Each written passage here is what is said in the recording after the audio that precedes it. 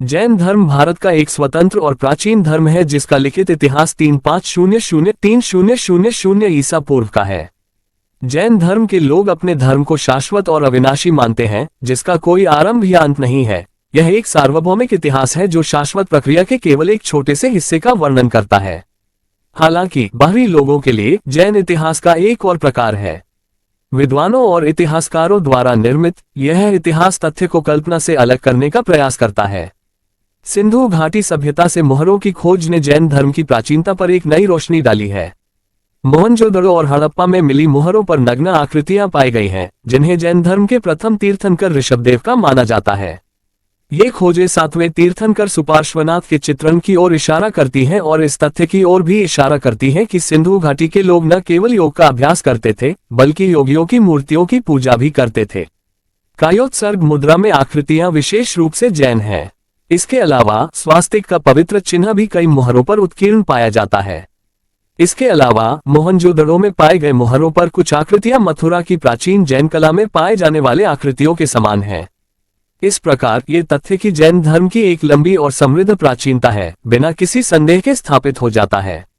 ऋग्वेद में पहले तीर्थंकर ऋषभदेव और 22वें तीर्थंकर अरिष्टनेमि का स्पष्ट उल्लेख है। यजुर्वेद में भी 3 तीर्थंकरों के नाम हैं, ऋषभदेव, अजितनाथ और अरिष्टनेमि।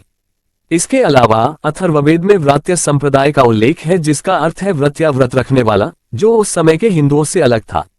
अथर्ववेद में भी महाव्रात्य शब्द ऋषभदेव के संदर्भ में आता है, जिन्हें व्रात्यों का एक महान नेता माना जाता था। कई बार यह भी दावा किया जाता है कि जैन धर्म पहले वेदों के लिखे जाने से भी पहले से अस्तित्व में है। ऋग्वेद में वामन अवतार की भी चर्चा है, जो 24 अवतारों में से 15वें अवतार हैं। ऋषभदेव का नाम विष्णु के 9वें अवतार के रूप में आता है।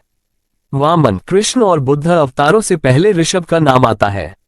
इसलिए ऋषभदेव ऋग्वेद की रचना से बहुत पहले ही फले फूले होंगे। भारतीय संघ के पूर्व अध्यक्ष महान विद्वान डॉक्टर एस राधाकृष्णन ने अपने भारत दर्शन में कहा था, जैन परंपरा इस प्रणाली की उत्पत्ति का श्रेय पहले तीर्थंकर ऋषभदेव को देती है। इसमें कोई संदेह नहीं है कि जैन धर्म पार्श्वनाथ से भी पहले प्रचलित था। भागवत पुराण इस दृष्टिकोण का समर्थन करता है कि ऋषभदेव जैन धर्म के संस्थापक थे। प्रसिद्ध जैन विद्वान प्रो ए चक्रवर्ती के शोध से अमूल्य सामग्री सामने आई है, जो जैन विचार की प्राचीन प्रकृति को साबित करती है। नात्सिया सूक्त जैसे कुछ वैदिक भजनों का आलोचनात्मक अध्ययन इस तथ्य की ओर इशारा करता है कि पूर्व वैदिक काल में विचारों की एक विशिष्ट धारा विद्यमान रही होगी, जिसने वेदों को प्रभावित किया होगा। डॉक्टर मंगलदेव का मानना है कि जैन दर्शन पूर्व वैदिक विचारों की धारा की एक शाखा हो सकती है। इस प्रकार यह इस तथ्य को स्थापित करता है कि जैन धर्म वैदिक संस्कृति से भी पहले का है। महावीर बौद्ध धर्म के संस्थापक गौतम बुद्ध के वरिष्ठ समकालीन थे। बौद्ध ग्रंथों में भगवान महावीर को हमेशा निगंथ नटपुत्र निग्रंथ ज्ञात्रपुत्र यानी ज्ञात्र कुल के नग्न तपस्वी के रूप में वर्णित किया गया है। बौद्ध साहित्य भी जैन धर्म को एक प्राचीन धर्म के रूप में संदर्भित करता है। बौद्ध साहित्य में नग्न जैन तपस्वियों, जैन चैत्यों या मंदिरों में अरहतों की पूजा और 23वें तीर्थंकर पार्श्वनाथ के चातुर्याम धर्म यानी चौगुन धर्म के पर्याप्त संदर्भ हैं। बौद्ध ग्रंथों में जैन तीर्थंकरों की परंपरा का भी उल्लेख है और विशेष रूप से ऋषभदेव, पद्मप्रभ, चंद्रप्रभ, पुष्पदंत, विमलनाथ, धर्मनाथ और नेमिनाथ जैसे जैन तीर्थंकरों के नामों का उल्लेख है। बौद्ध ग्रंथ मनोर्थ पुराणी में पार्श्वनाथ परंपरा के अनुयायी के रूप में कई आम पुरुषों और महिलाओं के नामों का उल्लेख है। उनमें गौतम बुद्ध के चाचा वप्पा का नाम भी शामिल है। इसमें उल्लेख है कि गौतम बुद्ध ने अपने नए धर्म को प्रतिपादित करने से पहले जैन पद्धति के अनुसार तपस्या की थी। बौद्ध धर्म ग्रंथ मज्क्धिमा निकाय में बुद्ध स्वयं हमें अपने तपस्वी जीवन और उसके नियमों के बारे में बताते हैं, जो जैन भिक्षुओं की आचार संहिता के अनुरूप हैं। वे कहते हैं, अब तक सारिपुत्र मैं अपनी तपस्या में लगा रहा। मैं बिना कपड़ों के रहा। मैंने अपने हाथों से खाना चाटा। मैंने कोई ऐसा भोजन नहीं लिया जो मेरे लिए लाया गया था या विशेष रूप से मेरे लिए था। मैंने भोजन के लिए कोई निमंत्रण स्वीकार नहीं किया। श्रीमती राइस डेविस ने देखा है कि बुद्ध ने वैशाली में अपने 2 शिक्षकों अलारा और उद्दक को पाया और एक जैन के रूप में अपना धार्मिक जीवन शुरू किया। भगवान पार्श्वनाथ से पहले नेमिनाथ या अरिष्टनेमि कृष्ण के चचेरे भाई थे। वे समुद्र विजय के पुत्र और सौर्यपुर के अंधकवृष्णि के पोते थे। कृष्ण ने द्वारका के उग्रसेन की पुत्री राजिमती के साथ नेमिनाथ का विवाह तय किया था। नेमिनाथ ने रैवत पर्वत गिरनार के शिखर पर मोक्ष प्राप्त किया। कई वैदिक विहित पुस्तकों में नेमिनाथ का उल्लेख है। नबूकदनेस्सर नाम का राजा 10वीं शताब्दी ईसा पूर्व में रहता था। ये दर्शाता है कि 10वीं शताब्दी ईसा पूर्व में भी नेमिनाथ के मंदिर की पूजा होती थी। भगवान पार्श्वनाथ की ऐतिहासिकता को सर्वसम्मति से स्वीकार किया गया है।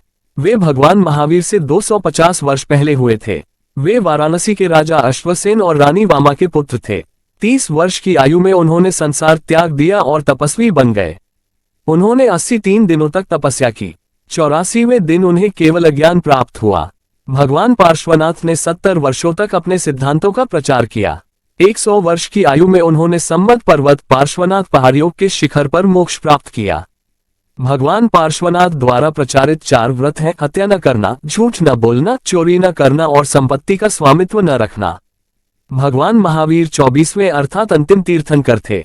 श्वेतांबर जैन परंपरा के अनुसार भगवान महावीर का निर्वाण विक्रम संवत के प्रारंभ से 470 वर्ष पूर्व हुआ था। दिगंबर जैन परंपरा के अनुसार भगवान महावीर ने शक संवत के प्रारंभ से 605 वर्ष पूर्व निर्वाण प्राप्त किया था। गणना की किसी भी विधि से तिथि 527 BC आती है, क्योंकि भगवान ने 72 वर्ष की आयु में मोक्ष प्राप्त किया था, अतः उनका जन्म लगभग 599 BC हुआ होगा।